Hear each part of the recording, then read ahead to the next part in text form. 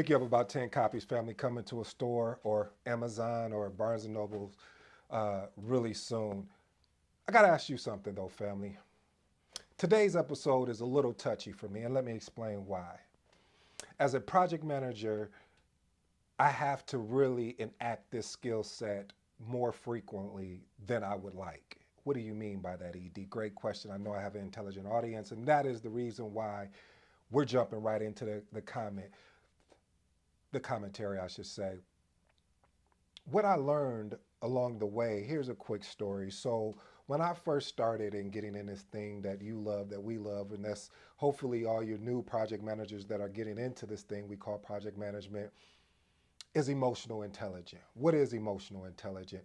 There's so many different theories with emotional intelligence.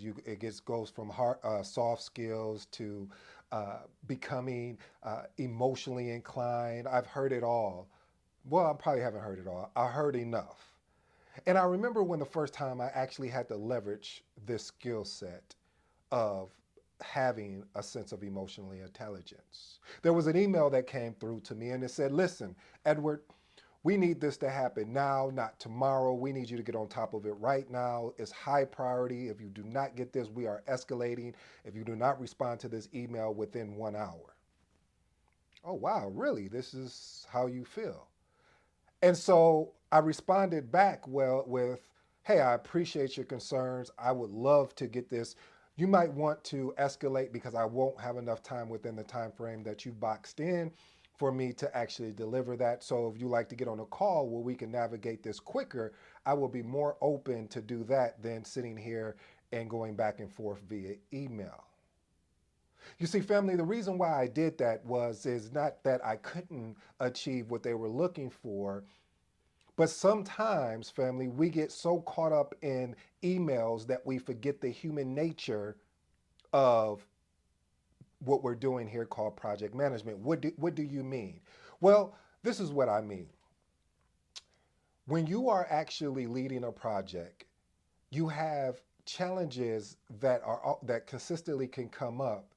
And if you're constantly running to put out one fire here and there instead of taking advantage of getting on the call and solving it instead of trying to solve it through email, it first of all, you come away with a solution faster than you would by going back and forth on email, as I stated before, because going back and forth on email is meaning that I have to compose the email. I probably have to read it a couple times to ensure that the grammar and the punctuation is aligned with the audience that I'm speaking to. And then I have to wait for a response back from the recipient of the email. Now, imagine this. Wouldn't it be easier just to get on the call and then after the call, document what we just discussed and then move forward?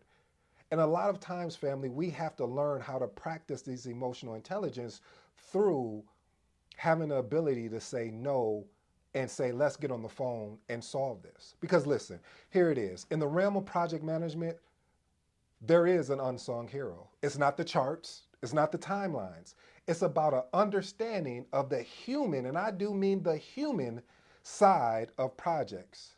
Have you, and I do mean you, wondered how emotions play a role, or I should say a pivotal role, in the success of projects? If that is you, please, and I do mean please, I'm going to get on my James Brown, baby, please, join us as we go through my 7 point framework, and we tackle this episode entitled today is the role of emotional intelligence in project management. Again, the role of emotional intelligence in project management. Hey, I go by the name of ED. For all you smart and intelligent folks out there, listen, that just simply means Ed. This is how it's going to work. I'm going to give you a 7 point framework. After the same 7 point framework, I'm feeling so good today. You see, I'm sweating. I'm in the lights, baby. I'm ready to work. I'm going to throw in a bonus. Yeah, I'm feeling that great today. Let's work. First one, understanding emotions. See, emotional intelligence is really the ability to recognize, understand, and manage your own emotions. I remember my grandma would say, uh, baby, when you point a finger at someone, you got four of them coming right back at you. Huh? What do you mean by that, Grandma? What she was trying to say, family, is that sometimes we can get so caught up in our own emotions that we can get blinded by what is actually going on. Okay, you didn't like that. Okay, watch this.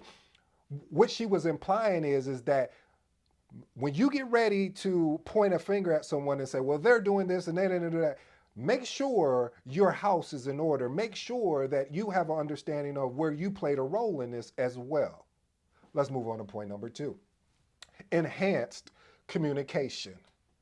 See, emotional intelligence for project managers really excel in having the ability to communicate, at the same time fostering an environment that creates two of my favorite words, which is transparency and collaboration. A lot of projects lose the ability for success due to the fact that they forget about being transparent.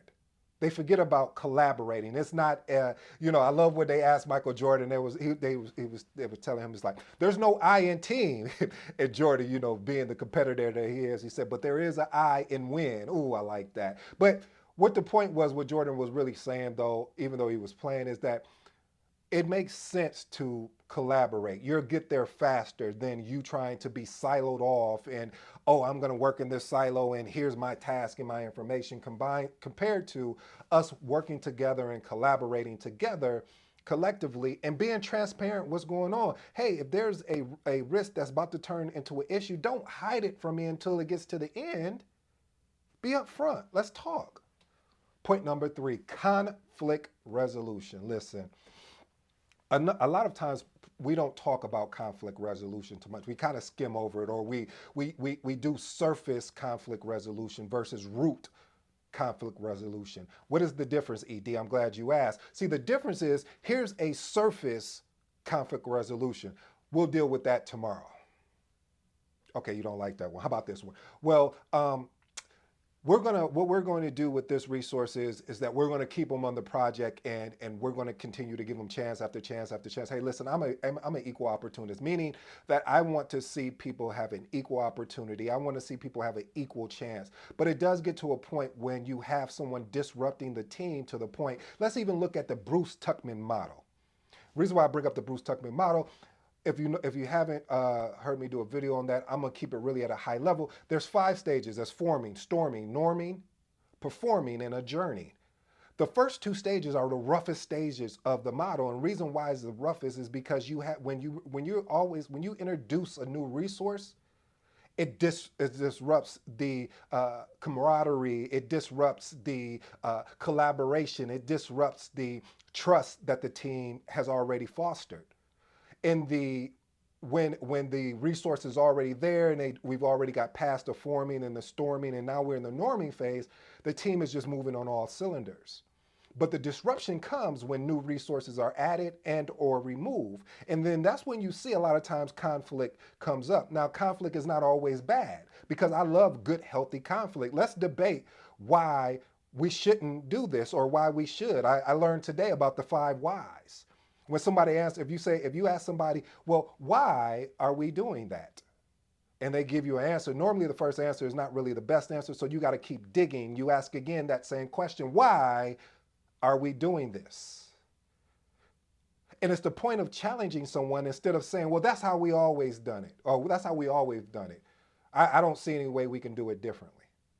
So it's challenging the system that is already in place. Point number 4: stakeholder relationship. I'm up here sweating for you, family. I'm putting in this work today. I'm hungry. I don't know what happened, but I just really truly believe there's somebody out here that needs to hear today's episode. So I'm going to go extra hard. So excuse me if I'm perspiring, or excuse me, I'm sweating in the way that I am, but it's just, I'm super excited about what is about to transpire and happen. But anyway, point number 4: stakeholder relations.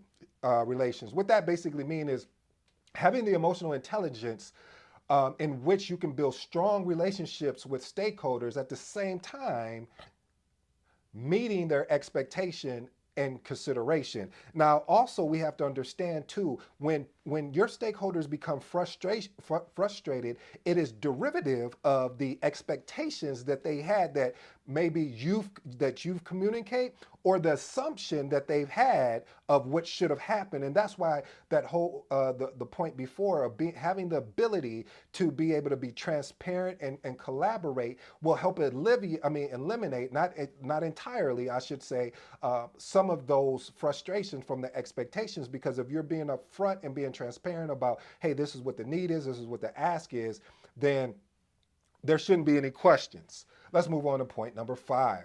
Motivating the team. Yep. Let's get it. Okay, that's not it. Okay.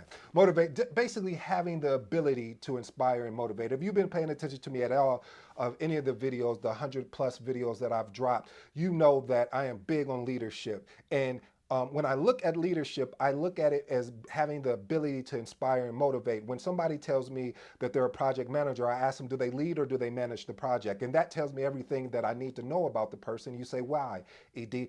The reason why is because there's a difference.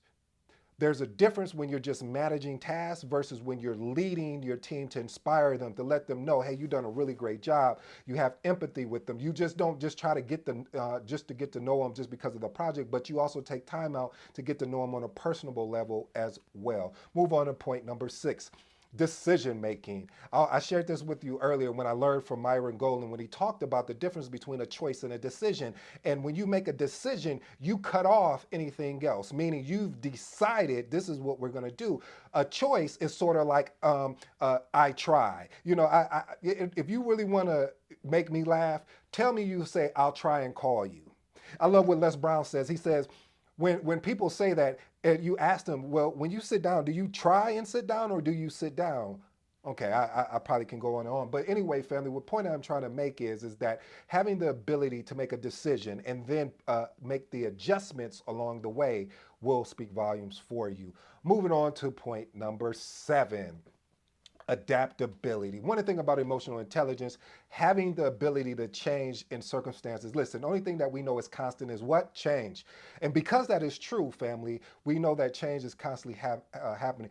You have to have the emotional, I'm going to say you're going to have a stressability. That's a new word I made up. I don't know if it's really real, but the stressability to be effectively to be able to move through projects, because there may be a situation where you're leading a project and all of a sudden you get a communication from leadership and say, hey, we got to shut this down. We need to move on to a different priority. This is not providing the results that we were looking for, so we're going to move in a different direction. How do you feel when that happens? Okay, you won't be honest. I'll be honest. Hey, I'm going to be honest with you, family. When a project is shut down, you start going inside and looking at yourself like, man, I didn't lead this project effectively. I didn't do, but let me explain something, family. Even if you didn't do that right, you can't keep beating yourself up. You got to move on to the next thing, the next project, and make up from it there. Because if you get caught up where you used to be, you won't be able to go where you need to go. Ooh, I like that. I got a bonus for you, family. The bonus is having the ability to be able to problem solve. Problem solving techniques is a skill set that's transferable in any industry that you go into. So if you have the ability to problem solve, it will take you so much further in your career, even if you decide to go into business by yourself, whatever it is, even in your personal life, being able to see opportunities or challenges, I should say, to see challenges as opportunities for growth. I hope you enjoyed today's episode, family, while I'm sitting here sweating. It felt like I was just outside making this happen, not inside the, not inside the studio doing what I do best. But anyway, family, I appreciate you. For all the people that have not subscribed yet, what's going on? Do you need more? I'll keep bringing it if you keep showing up. Make sure you subscribe, hit the like button, leave a comment. I want to know where you're from. I'm really interested to know where everyone is from. So what country are you from? What city? Leave it in the comments. I'm looking forward to seeing that. Until next time, till next video, I'm out.